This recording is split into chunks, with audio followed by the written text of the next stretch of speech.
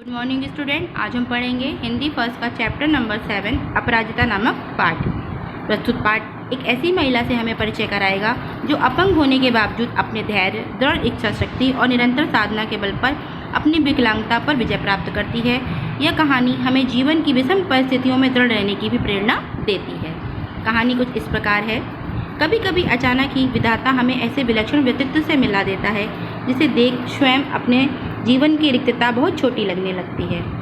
हमें तब लगता है कि भले ही उस अंतर्यामी ने हमें जीवन में कभी अकस्मात अकारण ही दंडित कर दिया हो, किंतु हमारे किसी अंग को हमसे विच्छिन्न कर हमें उससे वंचित तो नहीं किया। फिर भी हम में से कौन ऐसा मानव है जो अपनी विपत्ति के कठिन क्षणों में विधाता को दोषी नहीं ठहराता।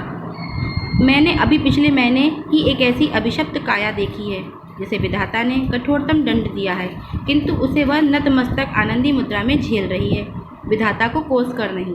उसकी कोठी का अहाता एकदम हमारे बंगले के अहाते से जुड़ा था। अपनी शानदार कोठी में उसे पहली बार कार से उतरते हुए देखा तो आश्चर्य से देखती ही रह गई।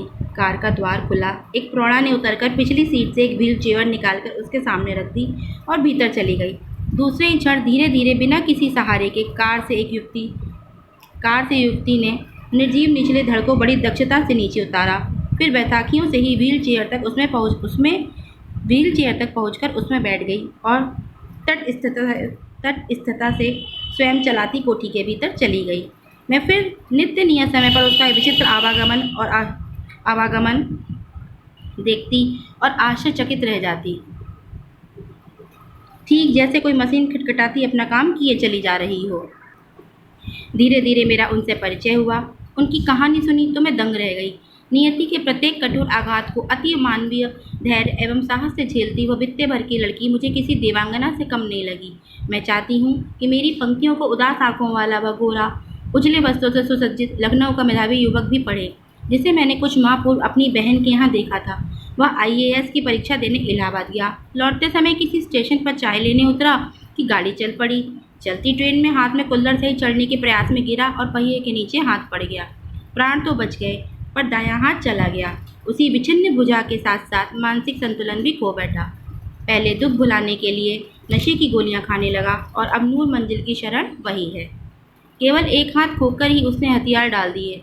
इधर चंद्रा का जिसका निचला धड़ निष्प्राण मांसपिंड मात्र सदा उत्फुल्ल है, चेहरे पर विषाद की एक भी रेखा नहीं है। बुद्धि दीप्त आंखों में अदम्य उत्साह, प्रतिपल प्रतिक्षण उत्कृष्ट जिजीविषा और फिर कैसी कैसी महत्वाकांक्षाएं हैं।